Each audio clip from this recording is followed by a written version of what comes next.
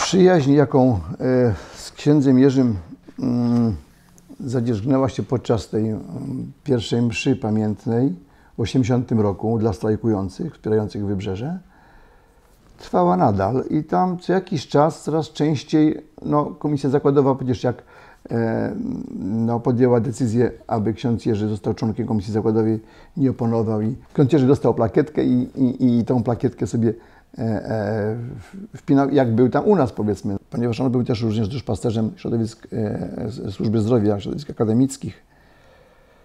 Studenci oprócz tego związku SZSP socjalistycznego cały czas dobijali się, by utworzyć Niezależny Związek Studentów, Niezależne Zrzeszenie Studentów.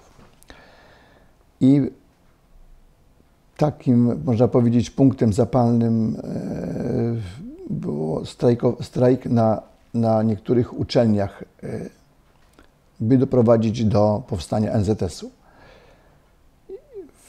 W lutym roku 1981 zastrajkowali studenci Akademii Medycznej na Banacha.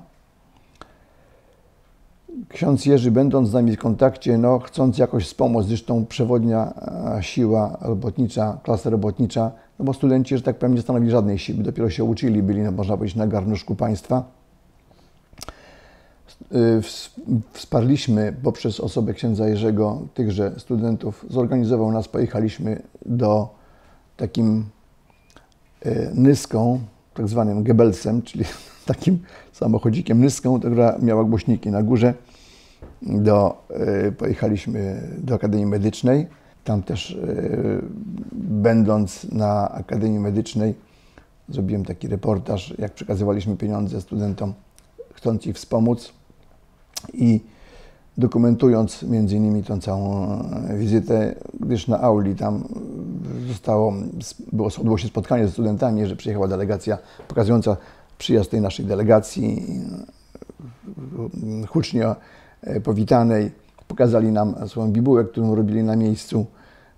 My swoją bibułę, wymieniliśmy się, ale ucieszyli się studenci, że robotnicy popierają studentów. Gdyż rok 68 pokazał, że to wręcz przeciwnie, robotnicy lali studentów. Robotnicy, może nie robotnicy, aktyw partyjny, między innymi z Huty Warszawa. Na którejś z komisji zakładowej ustalili koledzy, aby Solidarność Zakładowa miała swój sztandar. I ponieważ 16 grudnia, będąc na odsłonięciu z delegacją Solidarności, byliśmy tam, chyba przyjechało nas cały autokar hutników, z księdzem Jerzym zresztą, na odsłonięcie pomnika Solidarności, tych wielkich trzech krzyży przy murze Stoczni Gdańskiej, to jakby pozazdrościliśmy tego sztandaru, który był sztandarem z organizacji strajkujących, tego Międzyzakładowego Komitetu Strajkowego. I my jako hutnicy ufundowaliśmy sztandar dla Komisji Zakładowej, który był pierwszym sztandarem Komisji Zakładowych w Polsce. I święcenie tego sztandaru odbyło się przez biskupa Zbigniewa Kraszewskiego tu przy kościele Kostki na balkonie. Odbyło się to przy oczywiście wspaniałym udziale prałata Boguckiego, i współorganizatora tej uroczystości księdza Jerzego. Na tychże zdjęciach pokazuję moment tutaj i święcenia sztandaru, i mnóstwa ich setek, rzekłbym, tysięcy osób, które przyszły na tym placu przed kościołem. Widać tutaj cały tłum, gdzie ci członkowie Solidarności przyszli na tą uroczystość. Oczywiście mnóstwo było osób zaproszonych. Chrzestnymi sztandaru byli Andrzej Wajda. Wówczas głośna była, który dla nas, można powiedzieć, pracowników, dla robotników, był takim, można powiedzieć, osobą na tyle ważną, który zaprezentował wtedy, wszedł na ekrany film Robotnicy 80 Wajdy. A matką chrzestną była Alina Pieńkowska, żona Bogdana Borusewicza, pielęgniarka, która brała udział w tymże strajku na Wybrzeżu. Przejazd później tego sztandaru od kościoła Kostki otwartym autem, kabrioletem do huty, przyjęcie tego sztandaru przez pracującą zmianę, wniesienie z przodu, wszedł krzyż też poświęcony tutaj na balkonie. No, uroczystość była naprawdę wspaniała i sztandar zawisł honorowo w Komisji Zakładowej w Gablocie. Przed 13 grudnia sztandar został schowany, to osobna historia, zniknął na kilka lat.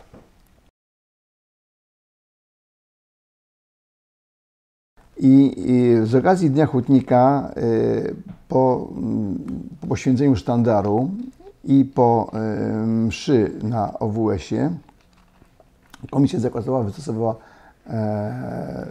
zaproszenie do święcącego na sztandar księdza biskupa Zbigniewa Kaszewskiego, by odwiedził nasz zakład, zapoznał się, spotkał się z załogą. I no, faktycznie wylegliśmy dość dużą grupą przed hutę. Główna brama huty otwierana z okazji specjalnych uroczystości. Jak przyjeżdżali wielcy, powiedzmy, świata, bo przyjeżdżali przecież Gęsekowie, sekretarze różnych partii i tak dalej, Gierki, nie Gierki i dawniej Gomułka, potem Jaruzelski. Czekaliśmy, zajechał samochód z księdzem biskupem Zbigniewem Kraszewskim i tutaj ja pokazałem, tych zdjęć zrobiłem znacznie więcej, ale tu w albumie pokazuję tylko, bo tu tak najładniej mi się ustawili, gdzie wszyscy idą i idąc przed nimi pokazałem całą tą delegację. I transparent witamy arcypasterza chyba tutaj widoczny jest też, czyli było to jakby wielkie przeżycie. I ci wszyscy wierzący, wszyscy ci pracownicy, którzy utożsamiali się, powiedzmy, z religią i byli wiernymi katolikami, no też sobie pobrali w ten sposób wolne albo wylecieli z zakładu, żeby uczestniczyć w tej wizycie.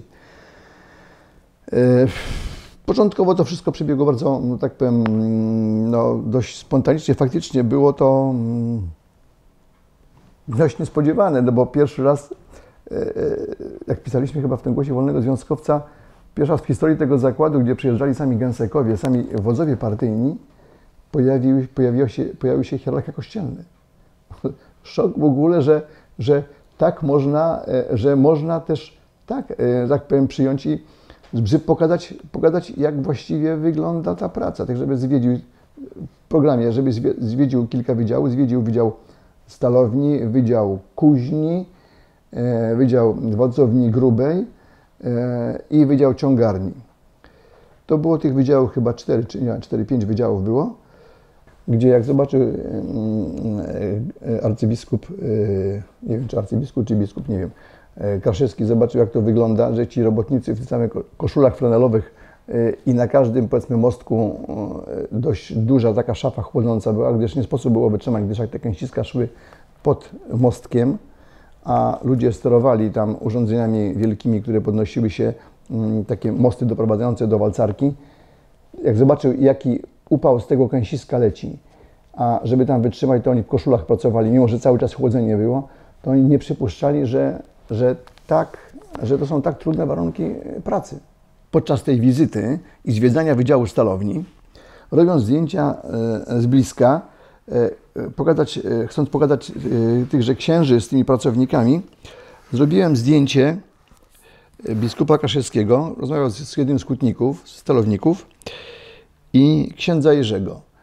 Ksiądz Jerzy miał tu wpiętą w klapę plakietkę członka Komisji Zakładowej Solidarności, gdyż na jednym z zebrań Komisji Zakładowej posiedzeń zostało przegłosowane, że przyjęliśmy księdza Jerzego na honorowego członka Komisji Zakładowej Solidarności, co wywołało, o ile wiem, tam skądinąd burzę jakąś, że żaden ksiądz nie może być członkiem Komisji Zakładowej Solidarności. Ale jednak tutaj jest dokument pokazujący, że był tym członkiem. Oni wtedy zasiedli na tej sali centralnego laboratorium, w tych fotelach i opowiadali o sobie, jak i później dowiadywali się też o pracy w hucie. Było to jakby jedno z takich ważnych wydarzeń, gdzie stopa hierarchii kościelnego przekroczyła teren komunistycznego zakładu pracy, gdyż na te 10 000 pracowało chyba 2000, nie wiem, 200-400 osób było w partii. Niesamowite tu partyjnie było. To zresztą pokazuje, że robiłem na dużej klatce aparatem Pentacon 6 i patrząc, powiedzmy, teraz wybierają sobie tak, czy te poszczególne klatki. Zamach na Ojca Świętego 14 maja, jakby tutaj wszyscy zamarli w bezruchu, gdyż nie wiedzieliśmy, jakie skutki będzie, co się stanie właściwie ten zamach, bo już Ojciec Święty leżał w szpitalu, nie wiedzieliśmy, czy przeżyje, czy nie przeżyje. Komisja Zakładowa Prezydium Solidarności w porozumieniu z księdzem Jerzy zorganizowaliśmy mszę przed bramą huty w intencji o zdrowie, o wyzdrowienie Ojca Świętego. Też tu pokazuję na zdjęciach, gdzie członkowie Prezydium Komisji Zakładowej i ksiądz Jerzy odprawił tę mszę przed bramą huty.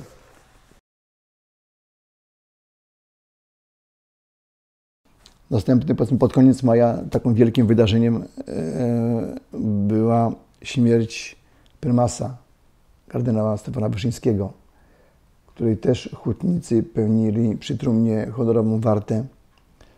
Też pokazałem tutaj, jak tą uroczystość sfotografowałem, gdzie władza też, ludzie władzy też jakby uczestniczyli w tym pogrzebie. Też ksiądz Jerzy jakby tutaj z nami stał i uczestniczył. Też to w tym albumie pokazuje.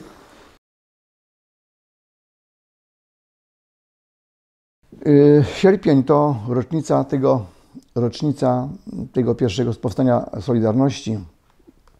Tym uczciliśmy, że pojechaliśmy pod koniec sierpnia chyba w 3 autokary. Pojechaliśmy do Gdańska. Razem w jednym autokarze siedział ksiądz Jerzy Popiełuszko.